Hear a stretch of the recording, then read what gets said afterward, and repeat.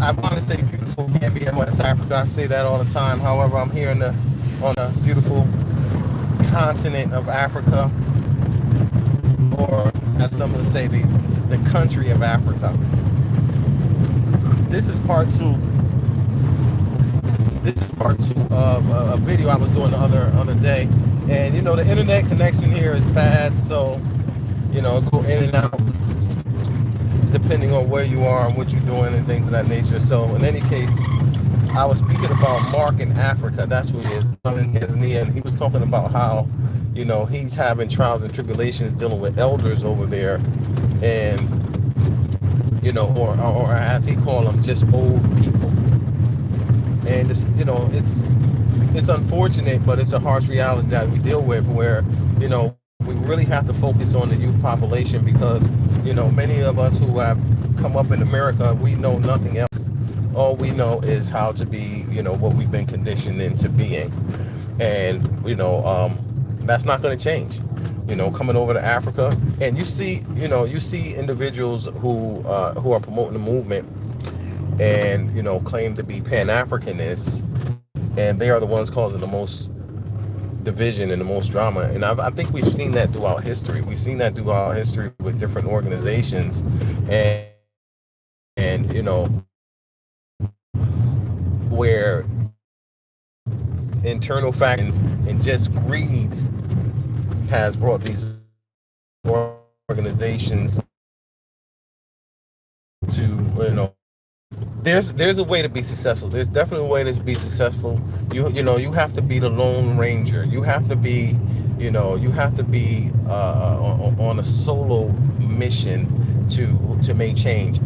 Trying to bring our people together. We didn't come together in the States. We're not going to come together here.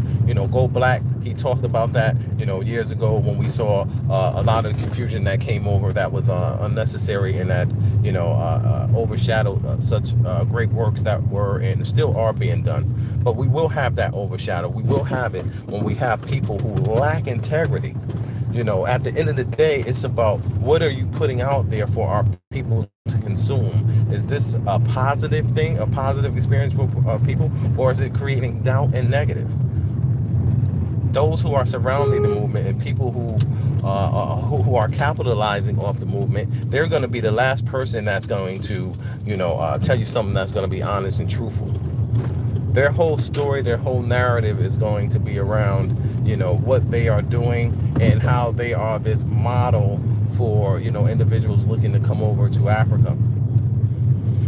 As we've seen, as people started to come, I already saw that people would see the fallacy in a lot of these YouTubers, and once they met them in person, I mean, you had the blatant drive for materialism by way of people striving to build homes. And like I said, it's nice to be able to build homes. That's why you guys never see me in that energy. I never was in that energy. I never promoted you come over here and build a house. What I promoted is, let's come over here and let's build a community. Let's build a community. Because if we're coming over here and our motivation is just to build a house, then that is an idea that's going to leave us on what I call an island of financial responsibility, where you're somewhere, you're by yourself, and you're living by yourself. You have no type of support system.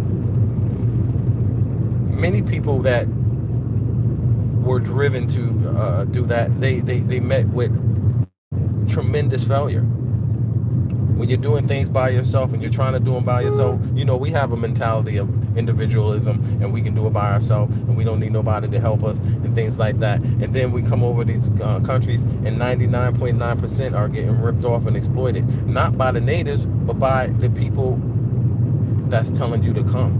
Now, just think about it. And go back and look at some of my videos over the years. I talk about it all the time. We talk about it, as a community, the lack of economic, communication with one another. But it's not for that to happen. That will not happen. We've seen it. We've had a lot of people that are motivated. Don't get me wrong. A lot of people answered the call as far as economic community, and it made us a lot wiser. Many people have still come behind, the drama that was set out to destroy our collective, hopes and aspirations and unity here in the Gambia. It was a concerted effort. It was just, amongst, one particular YouTuber, and then others followed the pattern of, let's cause chaos and disruption, and let's prop ourselves up as saviors for people. All because people were trying to show that, they could not duplicate, because you have to have content. When people hear you, you have to really be in the energy of helping people. You have to be in the spirit of helping people, not bringing people down.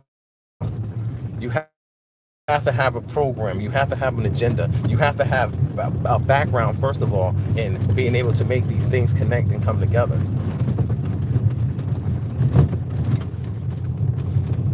So here we are, with this thing happening in the US, where we have all of this collapsing of the financial institutions and the financial systems in the West. The West haven't got any better in the last 50, 40, 30, 20, 10 years. It's not getting any better. And there's even a greater need for us to come up out of that system. But what we're seeing is that movement is being hindered by individuals that should know better, individuals that should be elders. It's the same story.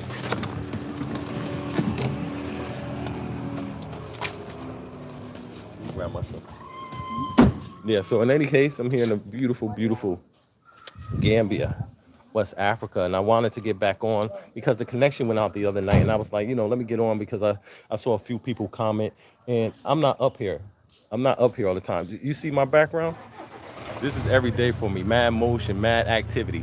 Nothing stops for me because I'm a builder. That's what I do. But I've learned in the past to keep this stuff out of reach of our people who only seek to destroy. Everyone that came into the environment that I thought I was creating for people to come and be successful, people only look to serve their own purpose and their own agenda. So this is Mass Quasi. My connection's about to pull off. Go hard, Gambia. Like, share, and subscribe. I'll be back with more content in the future. Peace.